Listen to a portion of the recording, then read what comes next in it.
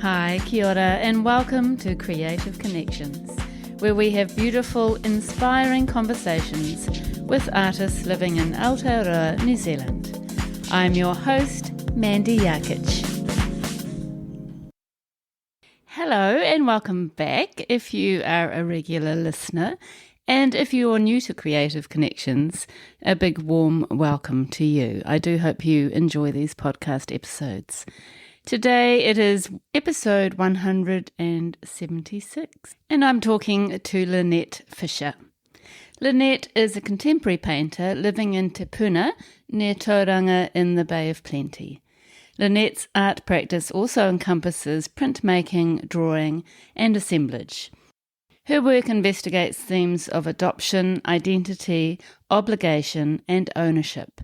While an underlying sense of nostalgia usually permeates her work, Lynette purposefully disrupts it to bring layered and disordered meaning to often commonplace and overlooked themes.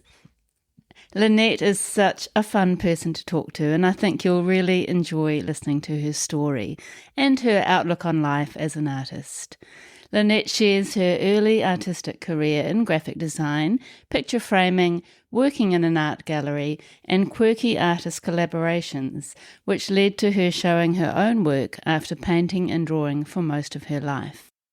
We talk about her challenging journey with breast cancer and how this became a catalyst to leaving her job and studying art in her early 40s. And we explore why she felt she needed to study alongside her art practice and what she gained from this time. We discuss context for an artist, how boundaries can influence work, the ideas behind her work that relate to her as an adopted person, what interests her about family and memories and artist collectives. We talk about nostalgic objects and how she has brought them together into the gallery context to produce installations or assemblages and what this communicates for her. Lynette loves to enter art awards and has been a finalist many times in various Aotearoa New Zealand awards, such as the Molly Morpeth Canada, Park and Drawing Prize and the Adam Portrait Award. She talks about why she enters these awards and what she gains from the process. Kia ora, Lynette. Kia ora. How are you? I'm very well. It's so lovely to see you, Mandy. It's so lovely to see you. Full disclosure, we've already been talking for about an hour and had the best conversation, which I actually wish we were recording. Robust conversations. Yeah, really robust conversations. It was really nice, and certainly quite a few interesting topics came up through that. So I'm sure we'll touch on those again. So welcome to Creative Connections. Thank you. It's absolutely quite a humbling experience to be asked, and yeah. And you have been on the podcast before, just for like 10 minutes in one of our studio sessions, which I never ended up really developing further. But we had, I think it was about 6 guests talking about your studio, and that was ages ago. That must have been a couple of years ago. Yeah, I think it was. I think I was quite new to having a studio. I mean, I'd spent, quite a few years on the kitchen table like most people. And I think I was kind of a bit excited to have some space that I could close a door on, Yeah, and then actually talk about on a podcast. It was perfect. And you also were part of the Creative Connections group show at permeates, and that was lovely to have you a part of that. So that was amazing. So now we get to talk to you about your practice and delve a little bit deeper into what you do, which is very exciting. So you grew up in the Bay of Plenty and you are still living there now, not far from Tauranga in Te Puna. Can you tell us a little bit about that area and what you love about it?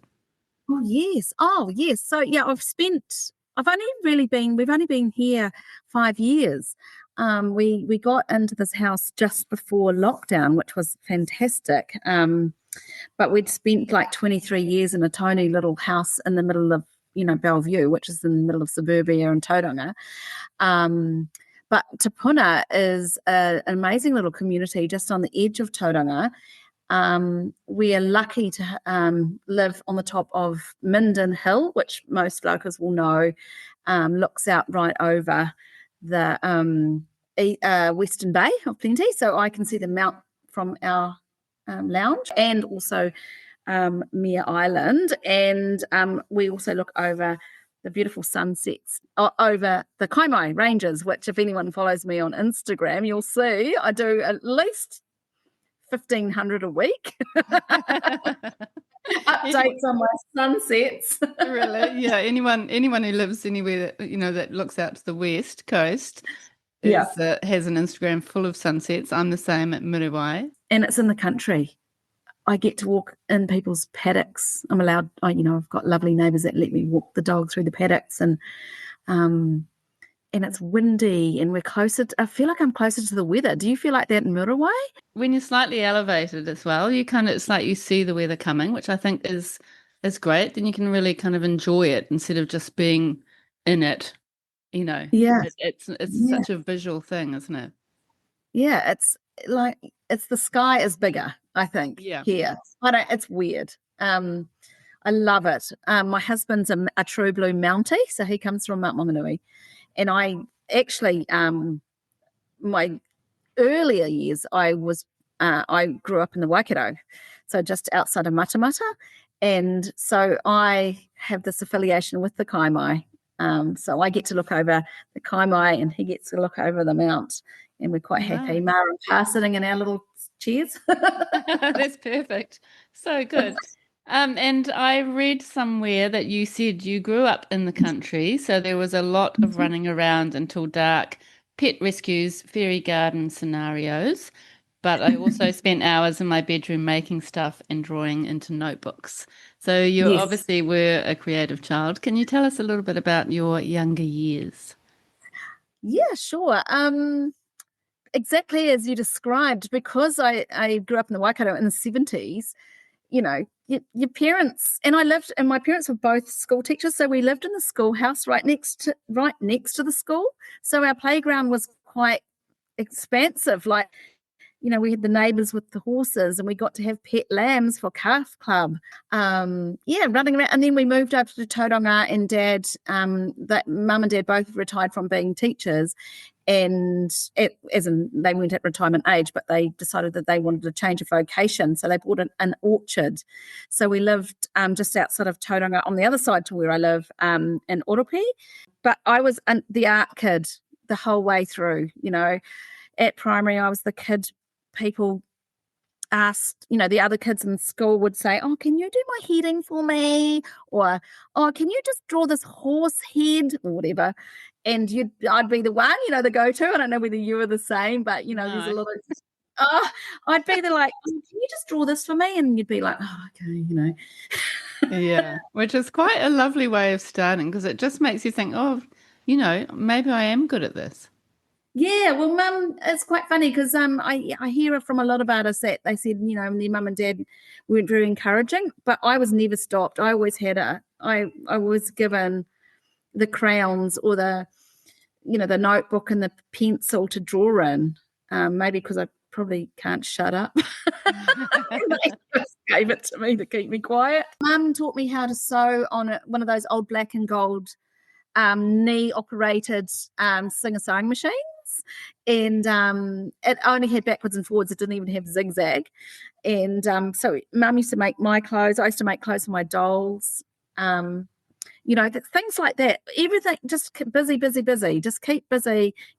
I don't want to hear you say you're bored because there's always something to do. And if you're not doing something in the house, go outside and run down to the river with your brother, or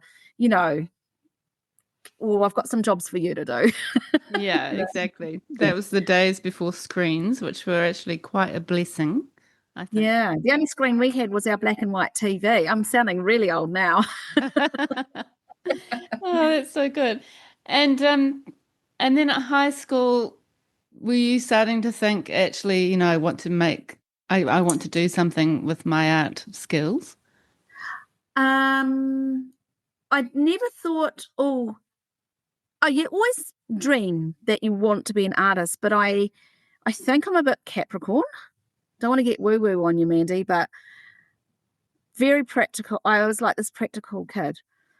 But I always thought, oh no, artist is for Colin McCann. Artist is for Dick Frizzell. Artists were Don Binney. So I never got shown, there wasn't a lot of schooling around, in particular, female artists, of course. And I just thought, these guys are too good. And I wasn't really introduced to any kind of vocation until sixth form when one of the teachers started up the graphic design class. And this wasn't even graphic design with computers. This was learn how to do lettering and a lot of compositional tools we were taught, and photography and screen printing was kind of what my understanding of graphic design was. And then at the end of my schooling, I thought, actually, graphic design that's an art job. I can do art and job.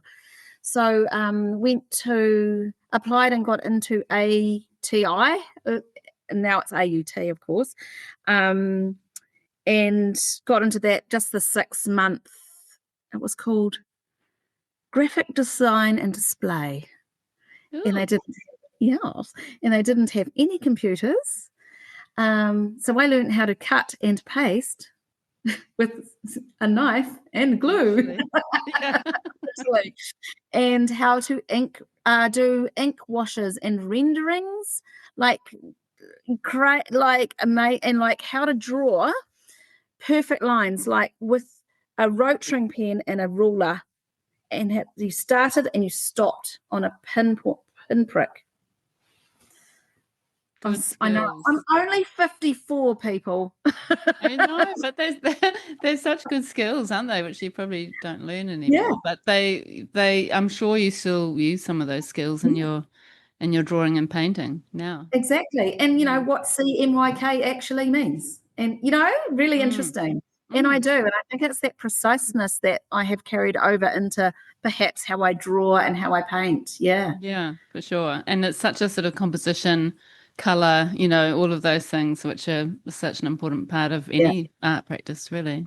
Yeah. I mean, composition to me is everything. Yeah. And we were talking about art galleries, and you did actually work in your early 20s at an art gallery. Can you tell us about that phase of your life? Yeah, well, I was working as a commercial artist, hand cutting real estate signs, which was it's a skill, but it's not exactly creative. And I'd be making up people's logos, silly little logo designs and such. Got a bit bored. Didn't really love my boss too much. And there was a dealer gallery at the time called Harrison's Art Gallery, and I'm like, I'd love to get a job there. And I actually bumped into a girl, Vanessa, who I still know, is still my friend. Bumped into her in town, and she's like, I'm leaving. I'm going to go to live in Australia. And I went, you're leaving your job? I'll have your job. Well, in my head, I was saying that. I wasn't that forward, but and she goes, oh my God, I'll introduce you. So she introduced me to Sue, and I got this job. And I said to Sue, look, I've never even, turned a computer on or done anything like that or invoiced anyone. She goes, if I can learn, you can. She was the most amazing person, and she still is, actually. And so I just worked for them and sold lots of paintings to people. It was cool. Not my paintings. I wasn't confident enough really to do it. I mean, I was always painting, but I was never confident really enough to show my work. To go public. Yeah. To go public. Yeah, that's what it is. That's interesting, isn't it? So you just continued with your own practice in some form right through from high school, is that right? Yeah. And were you ever thinking, this is my big goal is to be an artist one day, or I'm hopeful that will happen? Yeah, yes, absolutely. I just remembered what I used to do, actually. I thought, I'm sure I did things. So what I used to do is I used to collect up all the mat board, the picture framing, inners. And I used to, and said to my bosses, look, can I have these? And they're like, yeah. Like if it was smaller than a certain size, it was waste. So they would put it in the paper bin. And I'm like, I have these. And I asked if it was okay, like after work, if I could cut out mats, like learn how to use the mat cutter. This was me starting learning how to picture frame. And I cut these tiny little mats out, like they were little apertures, because I could only go to 7x5, which was the standard, picture frame size back then for a photograph. So I did a 7x5 outside and a little aperture in the middle. And I used to hand draw and hand paint topiary trees, because topiary trees were big back in the 90s. I must have painted hundreds of these, and I used to go door knocking and try to sell these little things, and it was cool. And I made some money. It was fun. I'd sell them quite cheaply, so people would just buy them. You actually went door to door with your little stash of paintings. I mean, when I say door to door, shop to shop. I'd go for a mission to Auckland, for example, and on the way I'd stop in at Waihi and find the gift shop or the garden centre, or whoever sold cards or whatever, and say, would you be interested? And I'd go, by the time I'd get up to Auckland from Tauranga, I would have sold like $400 worth of product. And, amazing. And on consignment, because I'd literally have to go home and like paint them all. Wow, that's all so these good. Quarters. And it was really cool. And then what was really cool, this is my career highlight, I think. Not really. There was this company called Heart Graphics, and they picked up that they must have seen it somewhere. Although actually, no, they used to sell prints through where I was working, and I think I must have showed them, because I'm sure they wouldn't have shoulder tapped me. Anyway, they saw this work, and they're like, oh, would you like to do them for us? And I'm like, oh yeah, I would. And they ended up in the airport. You know how they had the airport art gallery, art fort. I don't think it was called that back then.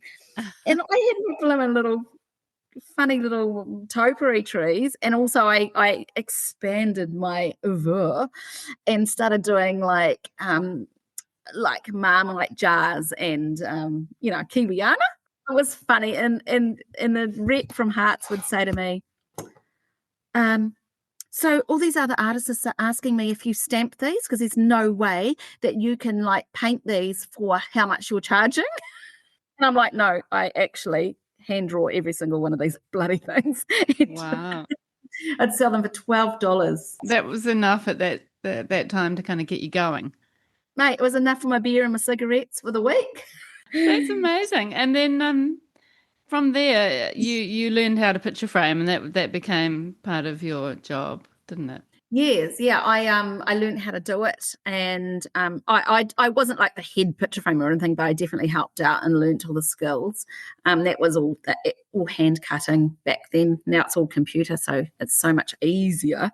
That's when I learned how to picture frame, and then I used to frame up my own art if I felt like there was anything any good, because there's nothing like a well framed picture. Yeah, I think that's probably. Presentation to me is quite important. I was more a drawer. I would draw and see how realistic I could get stuff, and then sort of was inspired by more and more people. But then I think I came to that point where I wasn't really getting any better. So I don't know. I think I just paddled along, and I thought, well, this is sort of my lot now. I'm just going to be a picture framer and sell other people's artwork. Anyway, I went from Harrison's. I went to another picture framer. Before that, I was telling you, I worked at Resine, which was sort of fun, like telling people that they shouldn't really be painting their houses half tea, because it wasn't very exciting. And anyway, so that was when my son was quite little. Anyway, long story longer, I worked at this, I got a job at another picture framer, and they had there was a little gallery space attached to it, and by this stage I was kind of like drawing sort of a little bit. I was doing coffee stain drawings, and I was and they were really cool. I really liked doing those, actually, and they've kind of gone out into the world, and they were just really fun. And I started doing that thinking, oh, these are quite cool, because I was still picture framing. I was framing them up, and people really liked them. and anyway, this gallery space sort of became, well, it didn't become available. It was always available. And we were in that first recession. It was like, 2010 or whenever that was. And I said to my boss, look, I'm basically getting all my work done by like midday on Monday. Like, what do you want to do? Like, clean up the workshop and close the doors? I don't know. And he goes, well, I don't want you to do that. So I said, oh, well, why don't we just open the gallery? Why don't we just open that space as a gallery? I've got heaps of mates that are artists, because in Tauranga, like, it's a pretty tight community. And so we opened this gallery space called Gallery 59, and it worked, man. There was so many artists that wanted to just come in and display their work, and people bought it. Even in the recession, it was really cool, and it just sort of kept me busy. Yeah. Were you putting your own work in there as well, selling it? Yeah, so because it was like lesson setting, I didn't have to approach a gallery owner. I wasn't the gallery owner, but I didn't have to approach a gallery and say, oh, please love me. I could just sneak it in, to a little group show or whatever. And it was kind of, it was so much fun. Good. How amazing. And were you actually doing group shows and solo exhibitions with your artists? Yeah, we were. We held exhibitions quite often. Like, I think I did a turnaround like probably about every couple of months. So I think we must have done about, in the time that I was there doing it before I left, I think I counted about 32 exhibitions. Really? And that must have been so inspiring. And were you starting to think of yourself as an artist at that stage, do you think? Well, actually, right at the end, I did. Me and a friend of mine, Simone Anderson, who's now the director of the incubator in Tauranga, we sort of looked at each other and went, oh, God, everyone just turns up to just drink the wine. And sometimes, we do sell the work, but we need more. We need more meaning in these people. It feels like a community that we haven't tapped into. Because, like, who are these people that turn up? Our mates turn up, but every now and then, we see different people. It's like, okay, let's make this more an event.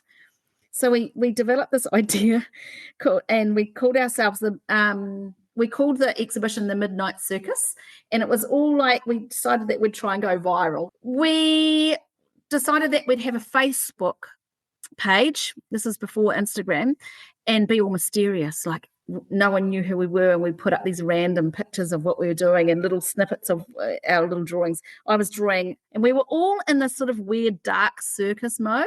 We were all drawing, like I was doing the coffee stain paintings with clowns, and well, not clowns, but it sounds terrible,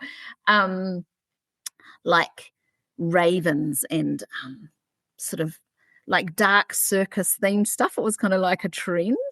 And Simone was doing these incredible plywood 3D movable artworks. They were so amazing with like decoupage and shellac, and then draw over them. And then there was these two other girls, Sky, who was she's a tattoo artist, so she was doing these amazing tattoo drawings, and this other girl, Lisa, who's also now a tattooist, and she was doing these hyper realistic but quite dark, edgy oil paintings of her daughter. And so we're like, right, we're going to have this wicked exhibition, and we invited a few people, and then we sort of did this sort of, it's a bit underground, and we're going to have a rave, because down underneath my work at the time there was a basement. And we're like, right, we're going to have a rave in this basement because we're in Tauranga, and oh my God, and we said, like, everyone has to turn up and everyone has to dress up, dark circus theme. It's the Midnight Circus. You have to come up and you have to look at our work. And oh my God, like probably about 400 people turned up. Really? It went off honestly, it was crazy. We had burlesque dancers turn up. We'd made, don't tell anyone, we made one of those circle wheel of death things, that people throw the knives at? Yeah. The ladies, and they're strapped to one of those things. We made a functioning wheel of death. Really? Oh my God. I love you guys. It is so cool. It was so funny. And we so this exhibition went off. We sold a whole heap of artwork. It was really funny. And then after that, we were like, whoa, there are the people are here that want to see work and want to see events. And from them, that's when the incubator got actually established, because someone was like, I want to keep doing this and, make the art come to the people kind of thing. How Yes. great. What a good story. Is the incubator now still quite It's sort of, huge. are they risk takers still, do you Yep, think? absolutely. Absolutely. The programming, they program everything from, they honestly, there's this down 17th Avenue in Tauranga, kind of where the hospital is actually, it's behind the hospital. There was a sort of old decrepit, it's not decrepit now, but it got decrepit. It was the historic village, and it was like this fake sort of come and look at the historical buildings, and they weren't really historical. And see the stories of Tauranga. They didn't really tell the stories of Tauranga. But one of the amazing things there was this massive barn, and that turned into the incubator. She sectioned it all off. Her husband's a builder, so he made all the studio cubicles for people to come and hire studios, and it just grew and grew and grew. And now they've got like a whole campus, and they've got like all these studio spaces that artists all hire, and they've got a Ngātoi Māori space in one of the genuine historical buildings there.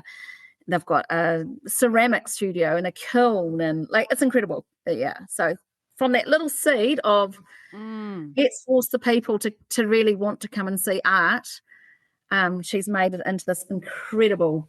I love that. That is the best story. I love that you sort of just went for it as a group of wahine, and you made it happen, and you were taking risks and doing something quite different in a conservative sort of small town Aotearoa, Yeah. I mean, I don't think we were like, climbing Mount Everest or anything, but it felt really cool to be a part of it. Yeah. Yeah, and it's so great that it's continued. I must get Simone onto the podcast. Oh, you totally have to, yeah. Yeah, so if you're listening, Simone, we need to talk. Okay, so so that was kind of Simone's journey. What happened with you and your practice after that moment? Well, I got breast cancer. Cool. Oh, Yeah, it was. I'm sorry to hear that. Yeah, it was a bit of a bummer. Got to watch binge watch the entire Downton Abbey. Oh, you poor thing. That's terrible. How old were you then? 43. Yeah. Wow, that would have been a real shock. Yeah, it was shit. Yeah. What it did do though was kind of kick me up the pants a bit, because I started really not liking my job. I started really getting really bored with the picture framing. And I think I was just shitty because I was sick. Yeah. And I just and to be honest, I just went, oh, sweet, I've got an excuse to leave my job. Yay, cool. So I spent about 5 minutes feeling sorry for myself. And then, fast forward, at the end of everything, I was just coming to the end of my chemo, and I was feeling okay. I thought, you know what, I'm going to study. So that's when I decided I would go to Toi Ohomai and do the Bachelor of Creative Industries. It only just started the year before.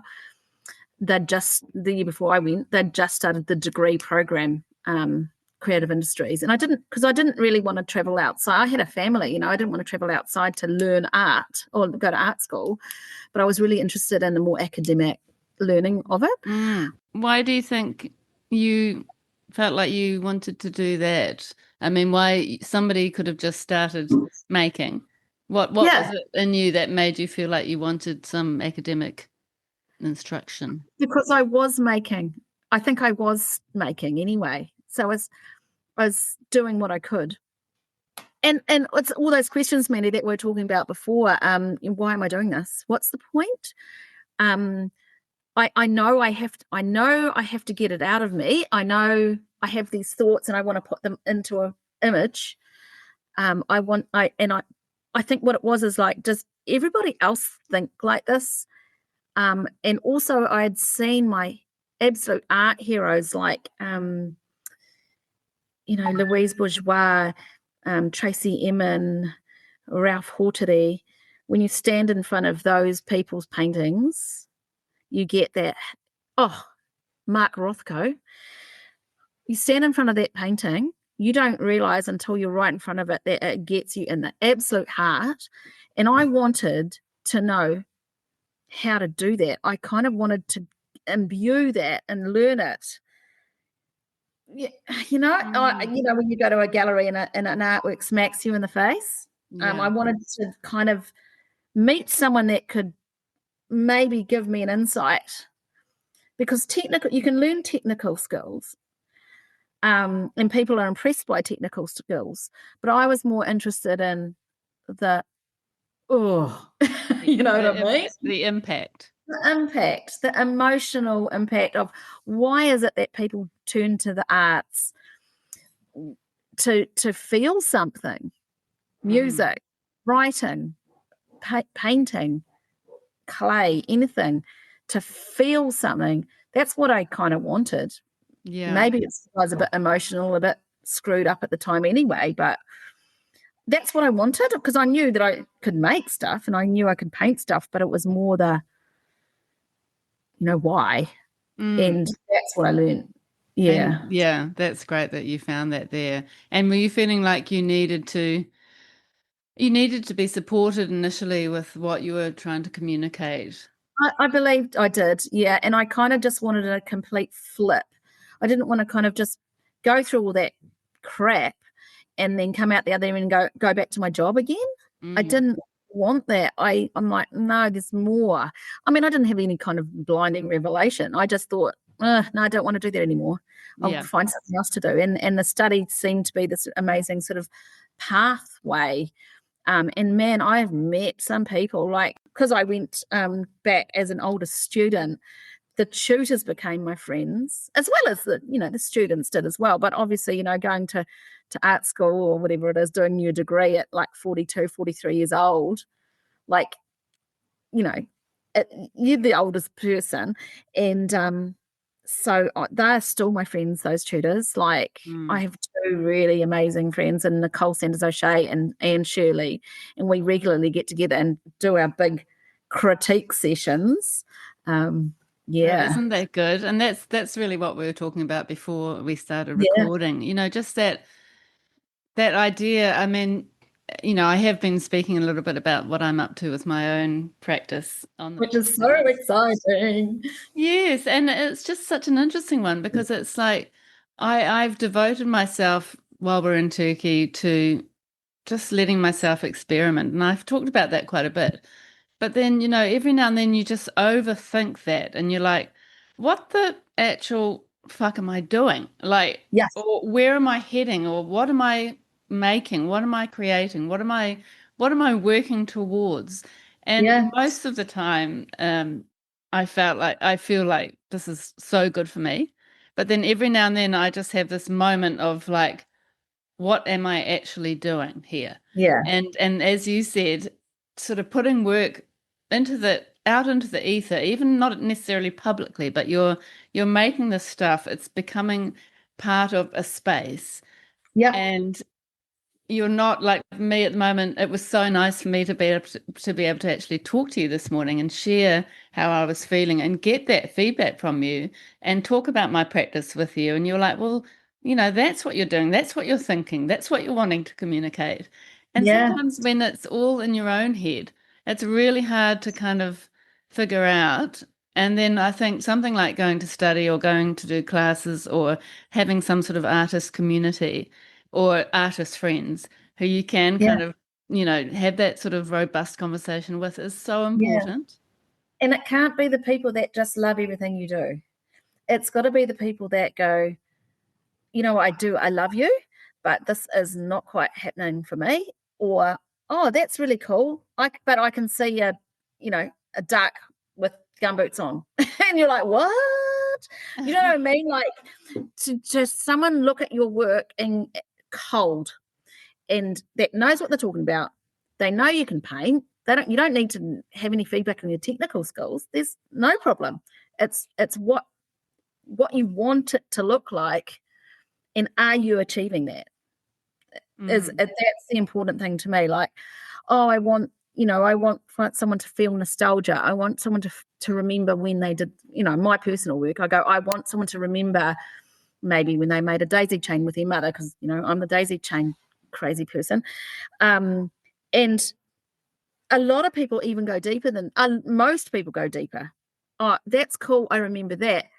Oh, but that painting, because it's on that whatever background I've chosen to do, or I've painted on a doily or something like that. Like, oh, my grandmother, or my father, or whatever, and they've been brought back with this clarity to hopefully what I'm trying to communicate within the work. And kind of in a way, it doesn't really matter what people think, because once I've made the painting, it's out.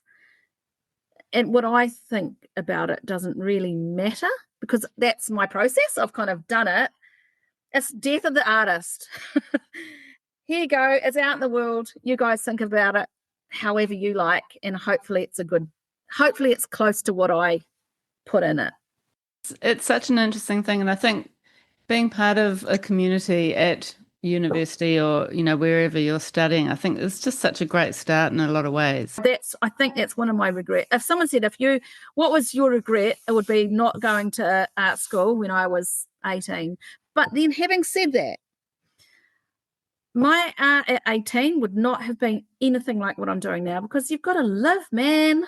You've got to live. You've got to have a bit of something behind you. You might not have enjoyed that experience at 18 in the end. Maybe. You might not have liked people critiquing your work. You might not have been ready for that. I mean, you just don't really know. Exactly. I think a lot of people aren't ready for that at 18. Yeah. But then there are people that are amazing and can go on and do great things. But I think, having years behind you, or not necessarily years, actually, experience or life stuff that happens to you, really, to me, like what you're doing, like your travels and what you do and how you achieve certain stuff, or however you choose to live your life, is so interesting. Like, even like your communication barrier in Turkey, that is can be quite a struggle for you, as in for anyone. Currently, you're like, I want to be able to communicate. I mean, even that to me is really interesting in your work, because you are now communicating not with language, you're communicating with imagery that is agreed on between you. You can look at some of your work and it can look like a mosaic. So people from that, for whatever, I'm just taking, grabbing things out of the air now, but like you can paint something that someone that doesn't speak your language also understands. Can connect to, yeah. Well, there we go, creative connection. You even just practicing within in a country that, people don't understand you. That is so interesting, isn't it? It so is. And we were talking about how I can't remember if I've mentioned it on the podcast. It's not actually all about me today, but it is quite an interesting, it's quite an interesting conversation, which I think a lot of people can relate to. Like I have been thinking it would be a cool way to build community and connect with the locals, to go down to the lobby and just paint something that doesn't require too much, thought, or it's just something kind of therapeutic and mindful that somebody, I like the idea of children coming to have a look, or, then it's a good opportunity for me to use my limited Turkish and sort of develop that and gain confidence with that. You probably meet a whole lot of artists that are exactly in the same boat. Like I'm going to find a whole new community, I bet you. Could do. Yeah. And it's just about sort of taking those risks where you feel slightly uncomfortable, Yeah. And I am a little bit scared to do it. I've been thinking about it, but I haven't quite done it yet. Well, I mean, I'm a very, very big David Bowie fan, and he says that. He says, take it to where you just feel that uncomfortable, you're in that uncomfortable space, and then that's where the magic starts, you know? I'm Yeah, paraphrasing, I can't remember exactly what I said, but it's that so just true. take it to that edge. And, you know, and I've had lots of conversations, just in the last 2 weeks actually, about how it's like that Toy Story, isn't it? You're falling, you're not falling as in, what is it? Something like you're falling with style or something like that. No one's going to die if you do that. You Yeah, know, no one's going to do it. You just land on your feet, I guess, because what's the worst that can happen? You've yeah, actually created a piece of artwork in the lobby by yourself and no one sees it. Who yeah, cares? You did it. yeah. That's And that's how that's a cool. good thing too, in a way. And that whole idea of context, like where are you making this? What's happening around you as you're making Yeah. it? I think that is a part of an artist's process that we don't often talk about actually. And I We don't feel realize we're doing it, I think. exactly. Yeah, it Yeah. sort of happens without you realizing. Like me working in this very limited space in the hotel room as well, is Yeah. is creating boundaries for my work, which is communicating something. That's exactly right. Because, you know, otherwise in your studio in Muriwai, would you make massive work? Well, actually, now you can't. You can only make something that's transportable. That's what Yeah. and when we have babies, we can only make small work or quick work, for Yeah. example, or or when we're in a small home or when we are on holiday, we have to limit ourselves to what we can take with us. And that's interesting, man. It is interesting. Yeah, Yeah. And even just coming down to, I've got a big A3 scrapbook, artist scrapbook, which I'm using, and I've got a smaller one as well. But the A3 one, I have to always work landscape because the table isn't wide enough to put it the other way. isn't Which that interesting? interesting. Yeah. And then sometimes I've actually turned it around to portrait and thought I actually like that better, but I've made it as a landscape because that's all the space I've got. And yeah, I think when I look back on this group of sort of experimental musings, I will I will see those things and it will communicate something for me and it will connect, I'll be Yeah, connecting to what was going on at this time that we were yeah. here and And it's interesting, even talking about portrait and landscape. I do landscapes, but I do them in a portrait format. And because I often refer to my work as they're all self portraits anyway, because they are. yeah, They're all like my immediate response to, I want you to think this. Or I'm thinking about this. Do you share with me? yeah, Yeah. And so they're oft I'm really weirdly not comfortable doing a landscape format. I always do it either portrait or square. yeah, Bizarre. Or round, but not often round. But yeah, because they're yeah. self-portraits. Well, Yeah. exactly. I mean, all artists' work is a self-portrait in some form, isn't it? Yeah, well, yeah. Yeah, Mm, exactly. We're all yeah. navel gazers in the end, aren't we? Yeah, it's so interesting. Anyway, let's get back to you. It would be great for you to actually talk about your practice as a whole. So you do have different ranges within your art practice from printmaking, drawing, assemblage to painting. Um, and they've all featured in solo and group shows around New Zealand. So you are quite prolific in all these different genres. And then your work also investigates themes of adoption, identity, obligation, and ownership, which I find really interesting. So my work it is all about what you describe. It is more about the feeling rather than getting some kind of like exact portrait of someone. I like to just take ideas and think about them and then try to portray them on a canvas. So I work basically on linen or cotton canvas and in acrylic, and they're often quite dark, like in colour, and quite monochromatic. I always say to people, I'm scared of colour. I'm not scared of colour. I just don't work in it. So I'm more about sort of trying to find a mood rather than a likeness, if that makes sense. Yeah. But my work is usually in acrylic or oil. If I'm painting, and then you also use wax pencils and dry brush and other techniques. So some of your work does feel like a sort of combination of painting and drawing, doesn't it? Drawing, yeah, because I'm most comfortable at drawing.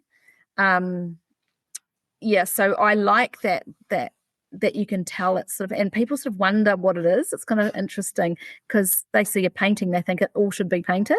The combination, it feels like you're really sort of creating something that's quite unique to you. Oh, I hope so. That's kind of the main mission, is to have that recognizable sort of style and develop it and roll with it. Yeah. So with your paintings and drawings, is it mostly portraiture or figurative works? Definitely figurative, as in opposed to abstract. So currently, for example, my latest thing I've been doing a sort of moody, stormy skies and clouds, and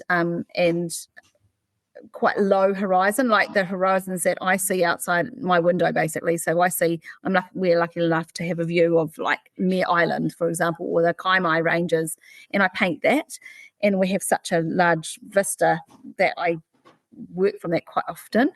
And then I start thinking about what wildlife is within that, and I've started like researching what birds may be around or intrinsic to where I'm painting. So if I'm painting the island, for example, like what birds are there, and I will find the bird, try and find what their feather looks like, and then have those sort of floating over the top.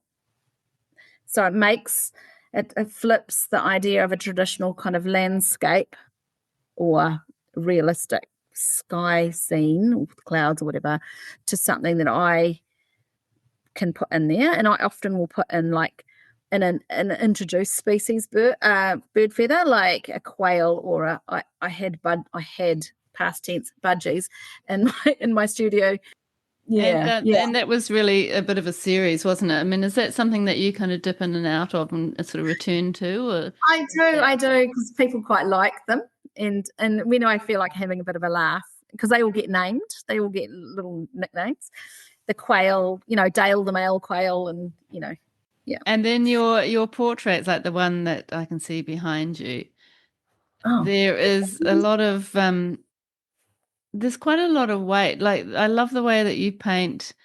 Often your backgrounds are just flat black, and then often your people are wearing black, aren't they? So they almost kind of blend into the background, and then their sort of skin or their flesh really stands out. That feels like sort of quite a signature style for you as well. What are you thinking around that? I mean, I guess it might be good to start talking about your ideas and your themes. Yeah. I started doing those because I was thinking about, when you look at an old photograph album with maybe your grandparents or whatever, your parents, and you see old photos of them, and you look at them and you think, oh, who's that in that photo? And they're like, oh, I can't remember. Or it's, oh, that was your cousin, whoever. They were there on your birthday, and you're literally in the photo, but you cannot even remember them being there. That's sort of about that, like the disappearing into the background. Or if people pass away, how much do you remember of them? And you only remember them of the age that when they passed away. They only got to that. This sounds very macabre, but they got to that point, and they that's how you remember them, or not, as the case may be. But they also have these stories, so they're all living in that photograph, and no one's ever going to see them unless they open that particular photograph album, and they're only there if someone remembers them. Yeah. I find that really interesting. And also too, the relatives that you don't like. It was about that too. Not that I have any relatives that I don't like. I was just thinking about people in general that would, like, you bring out the family portrait when the family member visits. It was all about that. Like, yeah. Yeah. And sort of going back to memories. I mean, I always find it quite interesting that sometimes your memory is actually around a photograph more than the Yeah. actual event or And it might not person. be the actual memory. Yeah. Hey, It's like the it's photo constructed. version kind of thing. Yeah, it is. It is. And you might not even remember that. Like, I must have been there, but I can't remember. And I can't remember that person. Like, who was that? Yeah. I find that really, really interesting. Yeah. Why It's, do you think you have sort of latched onto that idea? um, I, I think yeah, because there's all sorts of reasons why I kind of do things like that, I guess. I hooked onto the idea of, like, who's in a family and who you are is within a family.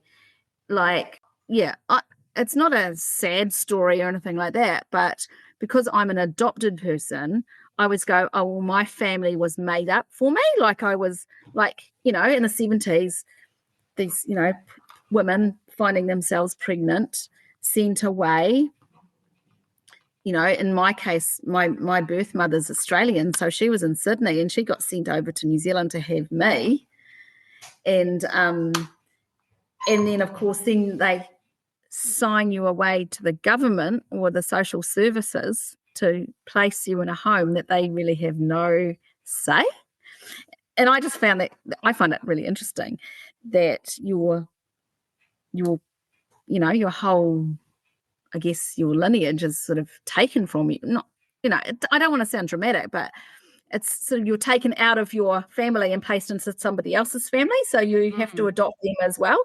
And then, of course, then you get to the point where you wonder what you would have been like, or and I absolutely do not think anything bad. I just think, oh, it's interesting to think of how you have a parallel life in Yeah. a weird way. And what you would have Yeah. been like if you'd been raised by your Yeah. biological parents. And I don't think I should have been. I had an amazing childhood. I had incredible, and I know both my birth parents, and they're fantastic people. I know all their kids. It's a cool story. But I do think, oh, that's really interesting that a kid can be taken out of a family and placed into another. So it's like taking imagery and replacing it into another situation, and it's Yeah. often with that dark background, and I'm getting imagery from all sorts of places and getting one thing out of it, and then one from somewhere else and putting it together. And I think that's probably that's a little bit what part of my process too, is like thinking about, you can put one person here and place them in a different situation with somebody else. And that's also can be meeting new people in another country, like what you're doing, or whatever. It just so happens that I think about that, and what we archive and what we keep and what we choose to remember and what we choose to not remember, I guess, as the case may be. Yeah. And that sort of representing memories and nostalgia comes in different forms, doesn't it? It can be with people, but it can be something like you said with the daisy Yeah. chain.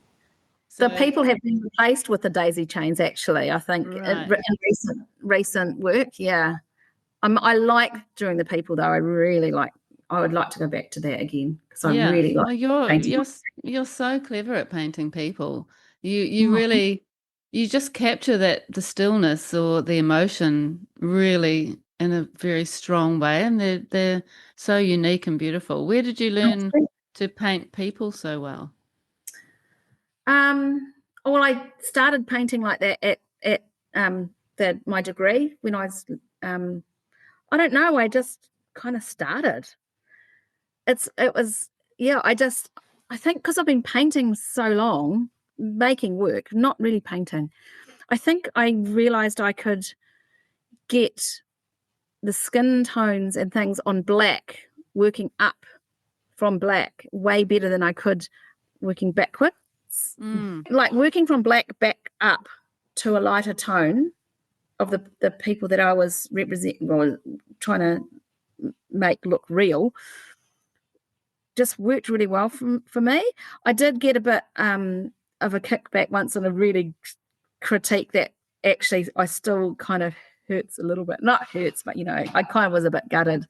I'd done this painting of a group of people in a photograph all standing there, and some of them were there and some of them were not. I was scrubbing them out, painting them back in again.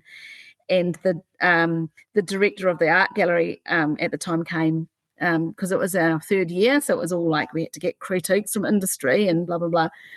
And the director of the art gallery at the time, he liked the work. He wasn't saying it was terrible, but he goes, "Oh, you've got to be really careful that your work, because the dry brush I was using," he goes, "it starts looking a bit fuzzy." And the way he described it was, so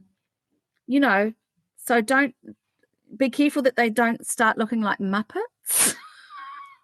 And of course, that's the only thing I took in. I was like, oh no, the director of the art gallery thinks my painting looks like Muppets. And I kind of could see his point. So I really had to actually take that one on the chin.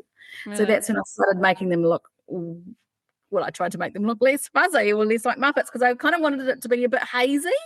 And then as soon as he said that, I actually couldn't unsee it. So it was a really, really good critique. But because I was mercilessly mocked by all the young'uns on the degree, it was like, okay. I think they'd probably still tease me about it. Yeah. Oh, that's interesting. I mean, it's good that you didn't, it didn't sort of destroy anything for you. You just carried on. But, I'm just like, you got to back yourself and then go, actually, he's right. He's absolutely 100% bloody right. That does look like Waldorf and Statler from the Muppets. I can't lie. And your technique now is it does seem very refined.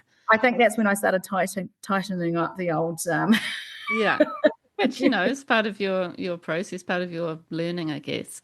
And then when you introduce your wax drawings within that they maybe have a bit more of a sort of fluid, that they seem slightly less refined. They maybe are representing that kind of are we here or are we not here kind of feeling. Because I draw it out on the canvas first with the wax pencil, with the white, and then I paint over it and leave some of the outlining and then draw it back in and paint it back out and draw it back in to get that kind of idea that it's a little here, not really here but here.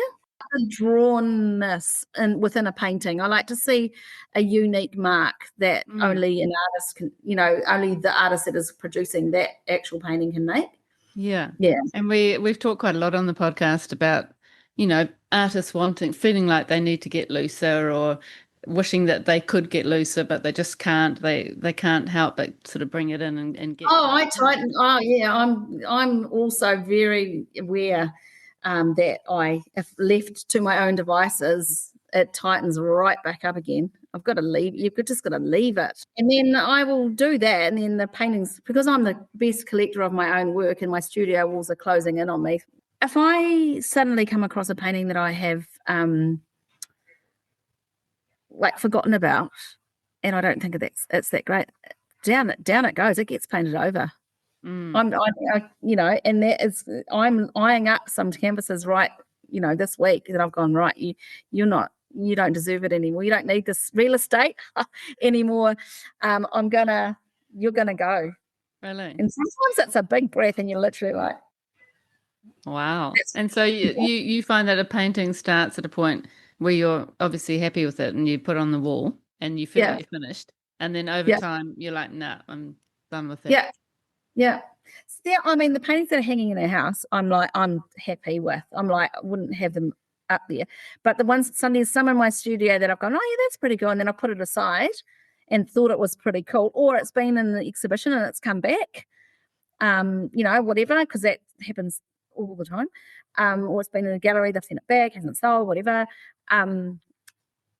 I'll just lean it in the in my studio, and then I'll be like, oh, because I can't be bothered getting in the car going to getting some art supplies. And Tauranga doesn't actually have an art supplies shop, so Really, it needs must. You have to paint. You have to get the black paint out. wow. And it's quite, I mean, I guess it does lend itself quite well to being painted over and starting again, which is actually makes a better painting, I reckon, yeah, because you've always got that residual underneath. There's always something coming through, right? There's, yeah. The texture or paint or whatever that you choose to leave. And, I've painted it. I've already painted it. I'm sure I can paint it better or just as well. And if I can't, well, out comes the black paint again. Yeah, which is actually perfect. And some artists love to, or have to have a completely flat sort of no, blemishes or no texture to start a new painting. But I think I quite like the idea of some paint being there almost accidentally and sort of stuff happens. And depending on the way you paint, I suppose. And your process for those, we'll talk in a minute about your assemblages and printmaking as well. Oh, yeah. But for your paintings, do you actually paint your canvas completely with black and then sort of get rid of the black, or how do you approach the figures inside the black? So I I buy perfectly good canvases, and I take the canvas off, and I either flip it round. If it's a primed canvas, I flip it round and restretch it so it's that off white. It's the back of the canvas, or I take the canvas completely off and restretch it with like linen, like raw linen, and then I cover it with a clear gesso. And then I get mask a little tiny little white edge. You can't, these aren't like that, the ones that you're looking at in the back. So I kind of mask out the edge. So I have like a 2 or 3 mil white line around the canvas. Don't ask me why I do it. It must be a picture framing thing. I just like it, a clean edge. And then I gesso over that. And it could be, I've added like bright red into the gesso, so it comes out a pink color, so it's quite a bright pink. And then when that's dry, that's when the back comes out, because I have colors that I mix up that are very, very dark blue, almost black, very, very dark green, almost black, and of course then the black. Having that color underneath, it gives it more depth, so the green looks more green if you look at it in a certain light. I don't know. It makes a difference to me, and I just like doing it. I don't know if it makes a difference to anybody else, but anyway. And then I just go in and start with what I've got on my head, and it could be I've seen this really cool, like I've found a photograph somewhere, and I've blown it up, printed it out, cut it out, drawn around it, or drawn it in, and then get another one and layer it on. And then sometimes, like, it does look quite flat. I know it looks really flat, probably in the camera, but I use different gloss levels of paint to and add different mediums. So you get, not only you get the semi-realistic sort of figure, but behind there's like a skyline that's in a darker black. And I try to build up textural layers like that. Yeah. Beautiful. Yeah. It's interesting to me that you go for something like a pink, because you do wear a lot of black yourself, don't you? And it feels like black is kind of a bit of a signature color for your work and yourself. Yeah. Do you agree? I do agree, and it's funny because I really try not to. And I put a color on, I'd never feel comfortable. And I just think that's just a bad habit. I've got to get out of it, really. Yeah, I do find living in a hot country, I'm wearing less black. Well, I love this fabulous white frilly number you've got on. That's lovely. Well, it's just so soft and cool. It's gorgeous. Yeah, thank you. We as New Zealanders, we do get accused of wearing black a lot. And, we're looking at those amazing fashion designers, Nom D's and Beezy. They're always just black palette, So, yeah. They are a big influence, though, I think, on fashion. I think so. In New Zealand. And then I think of my art heroes like Ralph Gortady. I mean, come on.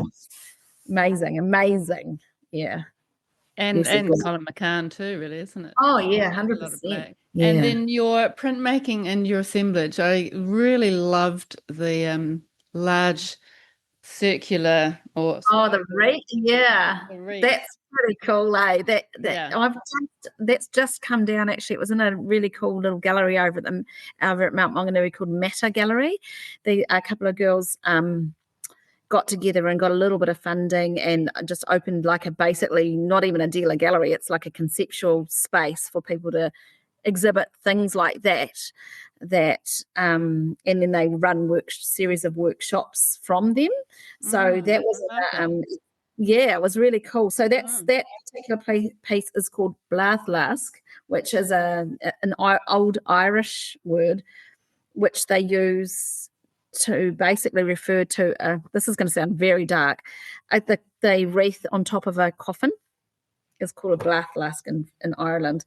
But it also means corsage, you know, a group of, not a bouquet, but more a use when they're used for something. Yeah. So that's basically that's dead paintings. It's lace. It's old drawings. It's ripped bits. It's the cutouts from when I cut out little shapes to do my figures. It's what's left. So you can look through them. It's pressed flowers, it's embroidery. So it's just made, and every time it gets installed, it's different. Yeah, it's in an oval. So it's all pinned like with old drawing pins, my mum's old drawing pins from school. And there are different components, like there are different painting components. Like you'll see in it, there is paintings of hands holding handkerchiefs. And that's, I guess it's about no one has handkerchiefs anymore, so they're a bit, of a thing. And hands with string tied around the fingers. So I don't know, like back in my day, it was if you wanted to remember something, my mum would say, tie a piece of string around your finger and you'll remember it. So it was all about remembering things. And the handkerchief is like, giving someone your handkerchief. There's actually a lot connected to the idea of a handkerchief, from It's those times. I mean, very loaded, yeah. it's one of those things that you sort of I associate with, emotional moments, and then Yeah, you someone like your crying. dad, or gives you their hanky, yeah, Yeah, to because they don't know make what you else to feel. do. Yeah. Yeah, It's this awkward, oh, this person's crying. Oh, I can give them a hanky. But you can't do that anymore because you wouldn't give your hanky to someone, would you? I know. It's a tissue. It's Yeah, thrown away, whereas we used to keep the hankies. But, my mum used to tuck it in her sleeve or on her bra or whatever, and yeah. she'd always have a hanky, and she'd always make sure I had a hanky. A lot of people did just have like a dry, clean hanky in there wherever, Yes. Yeah. and just in case, in that moment, that was it was needed. Yeah. Yeah. So so that was sort of part of it as well. Like, I think it's all about making people, just guiding people or encouraging people just to remember. Like, this is interesting. This is what used to happen, and it was only within my lifetime. Or it's isn't this funny? Isn't this weird? Or do you remember this? And it's all those things all junked together in a big mass. I also recently did a big pile. When my dad passed away last year, we had to clean out his whole house, and it was a bit of a hoard.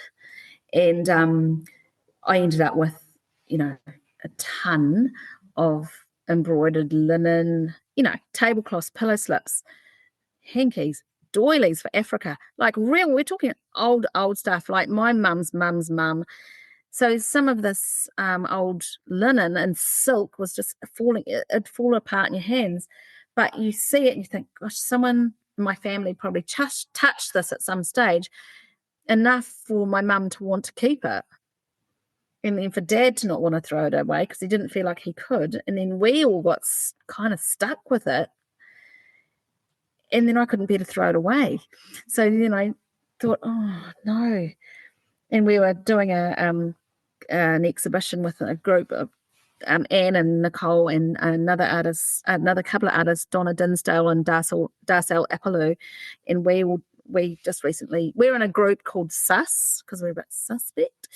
And we try and do an exhibition once a year, and this one was over at the WSA in Hamilton, and I did an installation of one of Dad's old chairs, and I just piled this. I just folded it all up and made this massive big pile. And I haven't had so many people, particularly mothers and daughters, messaging me saying, "Oh God, I know how this feels." Like it was the whole overwhelm of what do you keep? What do you what do you do with this stuff? And then, of course, I get all the people, well-meaning, beautiful people saying, "Oh, I've got all my Nana's doilies. Do you want them?" And I have to say, "Look, I love you, but I've got enough of my own, No, I don't want any more." Because the whole idea of the work was just this overwhelm of what do you do with it? We had such a time trying to clean out Dad's house that I just vowed to myself, I'm not letting my son go through this. Like, so I can't. So there's going to be a point where I can't keep it. I'm going to have to just move it along somehow. I'm not going to. That's not the legacy I want to leave. But lovely that you turned it into an artwork that you could share with people. I mean, that's just such a beautiful thing. And that whole idea of assemblage, I don't think we've had a single guest who works in that area on the podcast. It's not, I need to speak to more people who do that kind of work because it's not as common, is it? And it's always really interested me that you can find objects and then sort of bring it from just a whole bunch of objects context to putting it in a gallery. And that's all about placement, isn't it? It's like it's only a bunch of it's called the mending pile. So it's only a bunch of crusty old linen, and a lot of it's stained, and it's got foxing all on it, rust marks, half finished embroidery. Until you put it on a chair, on a plinth, in an art gallery, suddenly, it's an artwork. But before that, it's just a bunch of old fabric, which is beautiful. Like some of the stuff in there is so amazing. It's so old, like so cool. So you see, I still have a love for it. I just don't want it anymore. Are you thinking, I mean, how do you think as an artist about bringing a collection of objects together? I mean, why do you suddenly think I need to make an artwork out of this? Because it was there sitting, looking at me accusingly. Because I sat there like we were just discussing. I sat there in my studio going, what am I going to do with this stuff? Or why am I doing this and not that? What can I do with this? Because I'm either going to have to do something with it, or I'm literally going to have to get rid of it, or I don't know what. It just overwhelmed me. So then I thought, first of all, actually, I took it into we were doing a photo shoot for that SAS show, and we were all going, also to enter in the National Contemporary Art Award. We're all entering into that. And my friend Anne, who's an amazing photographer, had set up, and there's a room at Tuihomai that we all got, set up like a studio with all the photographic equipment and the lights and stuff. So you can have take beautiful photos. And there's this black backdrop. I had my black chair. And what I did was I thought, this would be cool. I just chuck it all on the chair. And honestly, it was just a big pile. And it looked like someone was under it. And then the girls were like, you get in there. So I sat on the chair and they all piled it on me. And it was actually, even worse. It was just like, this is terrible. Because I was underneath all the stuff I didn't want. I didn't want this cloak of responsibility. And it was quite amazing. And anyway, so there's amazing photos from that. It didn't get into the Contemporary Art Award, whatever. But the photos that came out of that. And then the mending pile came about was when I was putting it back in, like restoring it. I was folding it all up and I went, oh my God. And then when I folded it up and put it on the chair, it looked like an actual shape of a person. So that's when I'm like, wow, if I see this, I wonder who else sees it. And the reaction that those assemblage works get, particularly because of the stuff I'm using, emotional response from people has been quite awesome. Heaps like oh wow, because I wrote about it. I did a little blurb about how how I'm sort of talking to you about it, and people were like, oh man, I know. And assemblage is an interesting art form, isn't it? That there are some people who don't get it and don't see it as artwork. People who don't understand art. This is what I mean. Like, if you're not putting it into a gallery situation, it's just a pile of fabric, really. Yeah. Isn't it?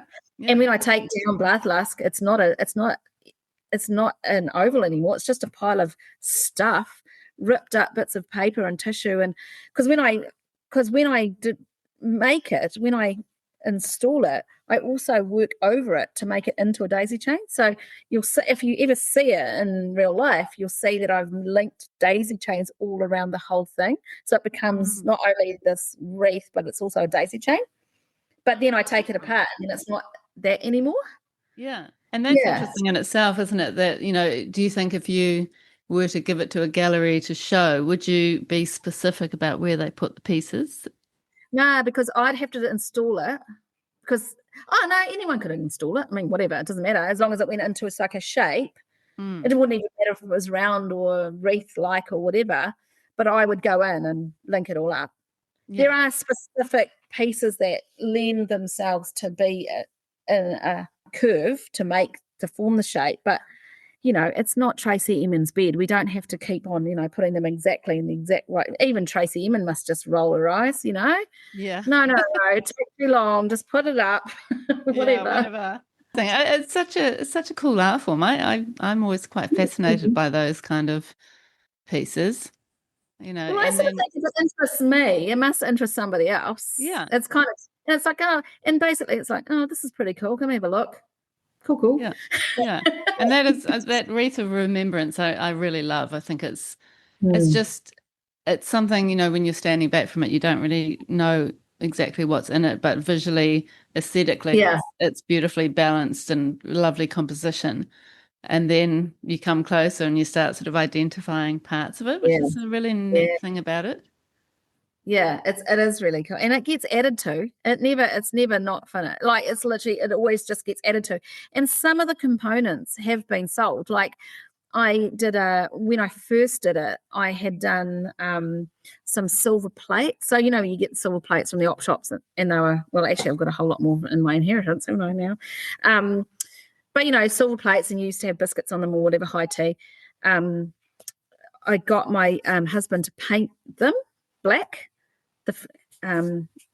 The face of them, and the back is still silver, so you can still see that they were at one point, and then painting daisy chains on them and installing them as part of the work. And I love those. Yeah, they look cool, but they are, or actually most of them now, all the ones that are left actually are over at Mandarin Tree. And they've done quite well with those, which is quite nice. I should make some more. Yeah, I love the way you've done that, just painting over the top. So you've got that stark black that, really feels like you. And then the beautiful daisy chains. They are very effective. Yeah, I love those. And then as a group or singly or, whatever. And the assemblage idea, how did that sort of become part of your practice? Why did I think? Well, I'm also... I keep on getting myself into art collectives, but it's only because my mates move away, and they,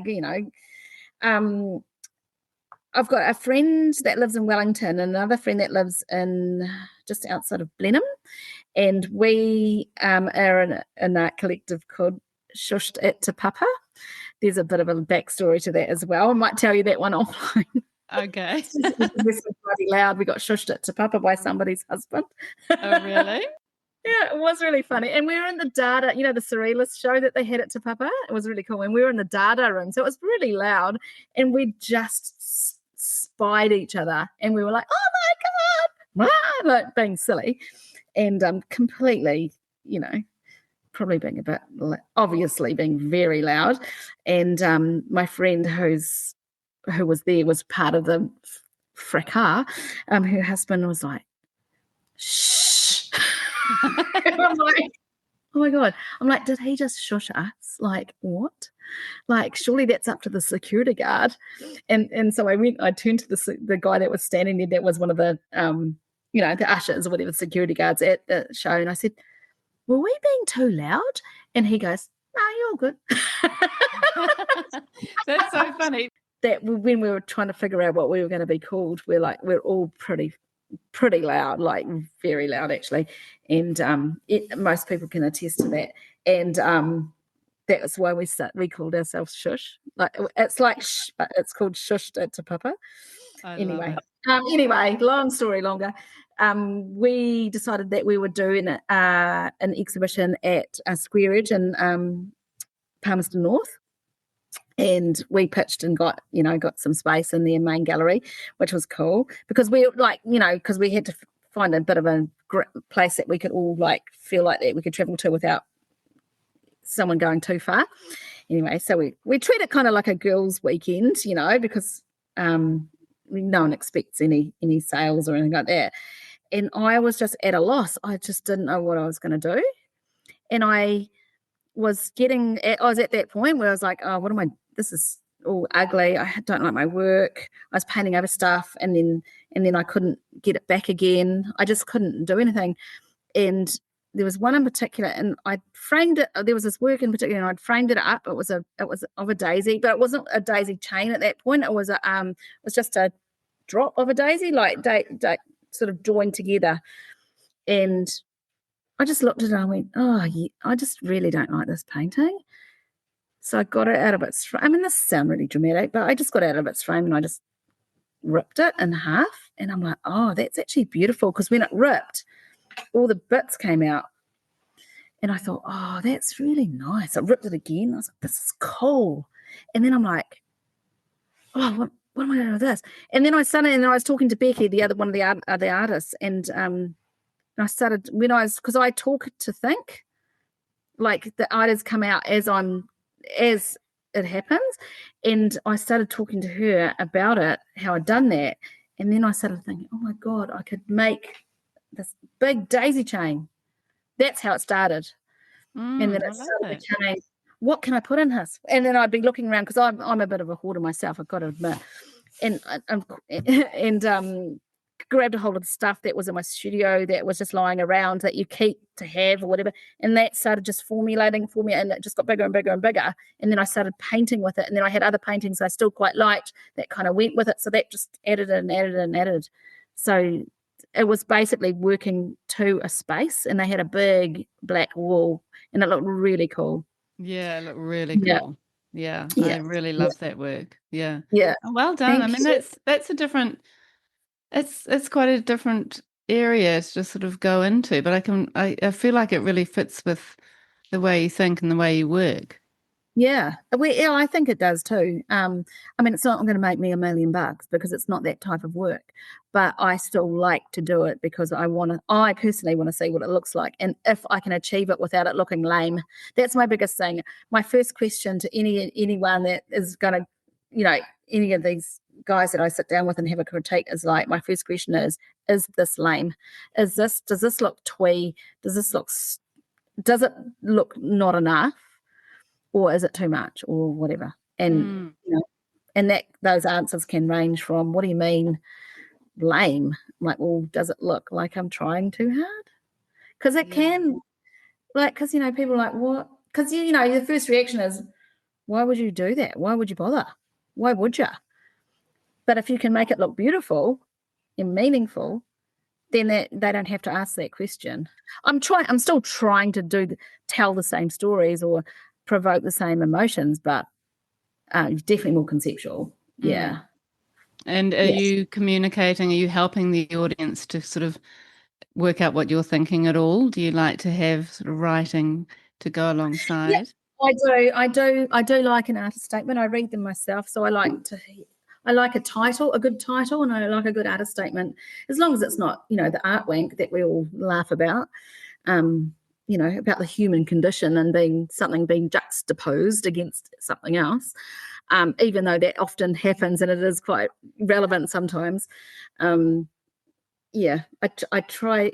Yeah, it's hard because I'm not a writer, but I just try to articulate. And that, again, is really helpful to have your mates that have all got master's degrees to hold your hand through that process. Is this articulating what I want it to say? What do you want to say? Oh, okay. Well, I want it to say this. Okay, we'll just say that then.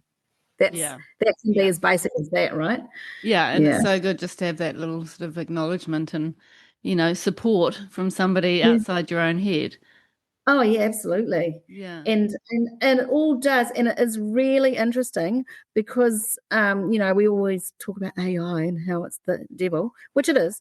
But I'll write something and then run it through ChatGPT and go, what do you reckon? Like, real person at the end of this, not what do you think? Rewrite it. And sometimes, actually more often than not, it kind of fleshes it out and adds stuff. And then I'm like, oh, okay, actually that's definitely what I meant to say. Yes, you've rewritten it quite nicely, using the bigger words. And then I cut and paste it back out of there and rewrite it again. So, and it actually helps, quite often helps you organize your ideas. Yeah, it really does. That's where I got the fragmenting landscapes and that word fragmenting. Because it's exactly what you do. Yeah. Oh, that's something that's actually going to identify my practice now. Exactly. And I can talk about it with confidence because that's what ChatGPT said. No. It must be right.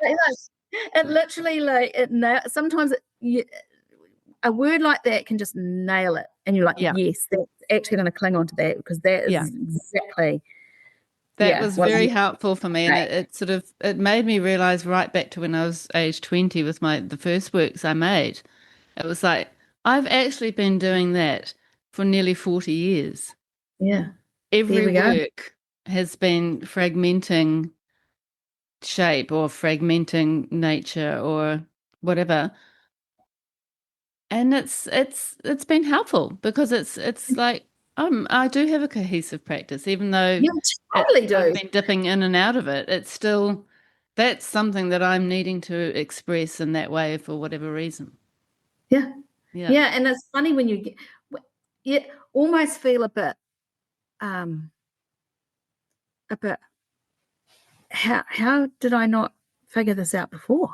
Yeah. Hey, sometimes. Yeah. It's like, that's right. Oh, and sometimes it's as simple as one word suggested. I mean, it's like, yes, that is the best way to describe what I do. And I may not have come up with that, even though I knew what I did. It just, it was quite clarifying. And I think using it in bits and then sort of reforming it again and as part of your process is absolutely can be helpful. Now, when I was researching all about Lynette, I was actually amazed with how many awards you've entered over the years. I think your first one was around 2002. And that's, 23 years ago. So you've been entering awards for a long time and you've been a finalist many, many times in many different awards, like the Molly Morpeth Canada, the Park and Drawing Prize, Rotorua Museum Prize. You've done very, very, very well with those. And now you actually are part of the coordination team with Molly Morpeth Canada. Yeah. So awards obviously are quite a big part of what you do and how you approach your practice. Can you tell us why you like to enter awards and how you got involved in them? This is such a big conversation, eh? It's interesting because lots of people, it's quite polarizing because a lot of people think, well, awards are, it's art. And I'm the same. I agree. It's not a running race. It's not first finished wins. It's not who can draw this apple the best. I personally enter awards because I like to get my work out under other people's eyes. And if I'm lucky enough to get into the finals, then it gets exhibited in a place that it might not usually have been exhibited with a whole lot of other amazing artwork. This goes back pre-2002. I used to enter in the Telecom Art Awards back in the day. I don't know if you remember those. They used to have them No, I every year. don't. And they used to have a competition. I think if you won it, you get $2,000. So it's big money. And and you'd enter. And they'd do a regional because you'd have the regional phone book. So you'd have the Bay of Plenty phone book. And Bay of Plenty artists were invited to go into that art competition. The Auckland one would be Auckland artists, the Wellington one would be Wellington artists. And every year, and it was funny because I had a friend that did it every year too. She won it one year, I never won it. But I think we were finalists 6 or 7 times. And I never won it. But that started that. And it's just sort of fun. It's like a community. And if you're not sort of bummed if you don't get anywhere, if you're not that type of person that worries about that kind of stuff, it's great because you get to meet a whole lot of people. And like I said, your artwork might get in front of a director of a city museum, and you might, they might be drawn to that for whatever reason, and they might not have ever seen your work before. Do you like the deadline side of it? Something to aim for? I do, actually. I do. It gives you something. It does give you a bit of a project. Not that I work specifically to make work for. I don't. I find that doesn't usually work really. One year, it was the last year of the Parkin Drawing Prize.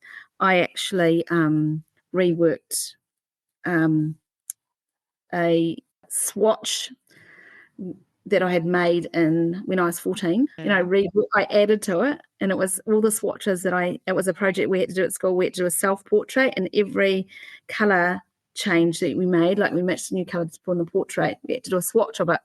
So we'd figure out how many colours would make the skin tone or whatever you use to make this portrait. And I found the swatch, and I'm like, oh, this is so cool. And I added the swatch of the colour that I use nowadays to make my self-portraits or portraits or whatever, and then framed it up. And it was basically this tiny little work like this. It somehow got into the final. It's a very lovely little work, but I find that was just lying around. If I'd done that on purpose or I meant to do it, I don't think it would have had that history around it. It might not have had that feeling. Every time I've tried to make work for an art awards, never got in. It's always been something that I've done. It's been in the studio that I've liked. I've kept on to it because I like looking at it and gone, oh yeah, and been inspired by myself to make more work in that series because I tend to work in series, and if and it's done then. Yeah. But I'm always working, so there's always something to do. And I can see why the assemblage sort of part of your practice has developed because that's the way you think in a way, isn't it? It is in a way, yeah. It is, yeah. And you're noticing what's there? What can I reuse? What can I put up there? What can I put that's 20 years old to something that I'm doing right now? And how does that compare? Yeah. Yeah. And how what am I getting from this and bringing it into my current practice, and how am I connecting it? And it's probably good that your parents or your dad at least was a bit of a hoarder because you may not have all these amazing things. Oh, I wouldn't go too far, maybe. That's so good. And love him. But, oh my God, he was 95. He had quite the collection. Really, but then you've made some artworks out of it, so that's pretty cool. Yeah, it is true. And and the feathers, he was big into Forest and Bird. He was like one of the main drivers in Forest and Bird, and I think that's where those birds are coming from. I love that. And that all sort of connects with your ideas around family and genealogy and nostalgia. And, it feels like everything fits so beautifully around your themes. Yeah, I hope so. For sure, definitely. And just very quickly, let's just talk about your gallery. So you're with the Artist Room in Dunedin and the Mandarin Tree near Hamilton and Gordonton. Yeah. So that's a great place for people to go and view those beautiful black works with the daisies that we were talking about. How did you initially get those connections with those galleries? And are you thinking about extending your reach and being represented by other galleries? Good question. I think I got to know the picture framer at the artist's room in Dunedin just through being a picture framer. I think it's quite a small community, especially if you're a girl doing picture framing. She was really cool, and we used to have these funny chats every now and then.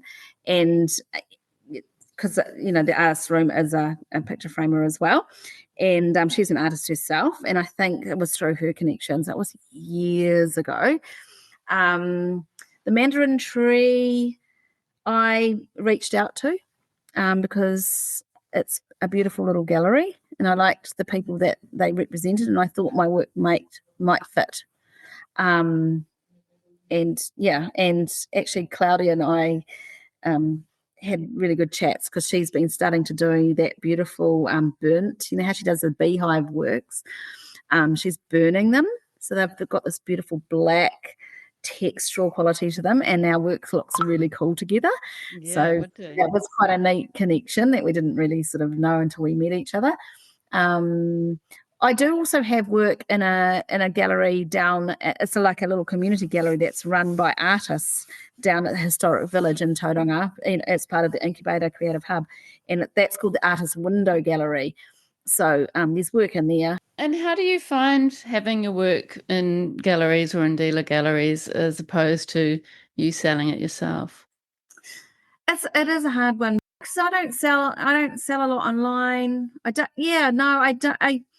don't really have representation as such. It's more I like working with a person rather than like a gallery, inverted commas. I haven't had that opportunity to be represented properly by a dealer gallery. I'm not sure if it's even really what I want. That's something I'm still trying to figure out, actually. I sell a little bit of work, the most of my work I sell locally, and people that have followed me that as in have bought work before, not follow me as in social media. But I've got a lot of people in America that love my work and want to pay me by Bitcoin. So I might take that opportunity. Those scam emails. Yes. What has been the most significant moment in your artist career, do you think? Oh, okay. Well, thank you for sending me the questions. So I'm probably going to sound like I'm reading these out now. I've put down maybe taking that leap for doing further study in when I was a little bit older. But I think there's so many significant moments. Like sometimes, when you go, like when I saw Louise Bourgeois, Tracy Emin watercolor, they did that collaborative project just before Louise Bourgeois passed away, and Tracy Emin got really, really unwell. Or I remember going to Sydney with a couple of my friends and said, hey, you guys just go off. I'm going to spend some time because the Francis Bacon exhibition was in the Gallery of New South Wales. And man, I cried around there. Oh, it was so amazing. And also, seeing the Rothkos and the Tate. I mean, that sounds like a name dropping, but seriously, chase that dragon. Wow, what an amazing experience to stand in front of all those massive pulsating paintings, eh? Yeah. So maybe it's just seeing other people's artwork and being floored. Well, that's good. And they obviously inspire you. And you mentioned a few other artists who've, really moved you. What has being an artist taught you about life, do you think? Well, it's kind of like what we've been talking about, the uniqueness of being human. Because, AI can't really replace us. Let's be honest. I don't know. You can't get that soul into a painting. And it's also, unraveling your own story, learning more about yourself. I guess that's that. Here was I going on about how you shouldn't use words like human condition in your artist statement, but I guess that's what it's all. There it is. It's fundamentally what it's all about, isn't it, in a way? Yeah. And do you want to talk about who else inspires you or have we kind of gone there already? I mean, we've kind of gone over that because I've been talking about my lovely artist collectors that I've been lucky enough to be involved with. The Sus Collective in particular, that I get a lot of, good old feedback from them, and we can share ideas and get together in a really safe, fun, take the piss place, Yeah. Because, it's not all serious critique. It's all like, what the heck are you doing now, And it's quite fun. No one takes themselves too seriously. Yeah. Which is nice, It's good. It's so good to Yeah. have that. Yeah, I was going to say, that's what I was going to say earlier, that, you've got your galleries, but then you've also got other opportunities to show your work and other opportunities to work with other people and show your work sort of more on your own terms, which is a nice combination. Yeah. I mean, it's not like financially viable, but it is successful in the way that, you get to display your work how you want it displayed, and just hope people will come. Fourth iteration of Sus now, and I don't think anyone's ever sold a stitch of work, but it's been such a good opportunity. And what is the most challenging aspect for you about being an artist? Finding time to produce work at the exact same time I'm inspired to do it.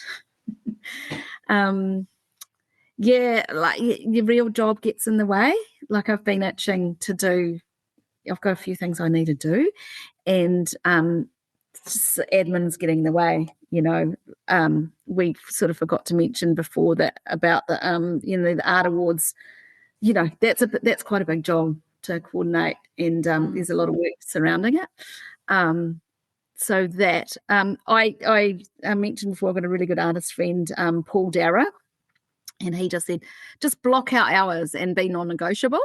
Just, don't let anyone encroach on it. But it's really hard because you go, oh, yeah, there's my studio me time. Oh, that's just me. Yeah, of course I can come and do that. Whereas actually, sometimes you just need the hours, because, especially sometimes if I'm working in oil paint, you've got to get that paint dry, man.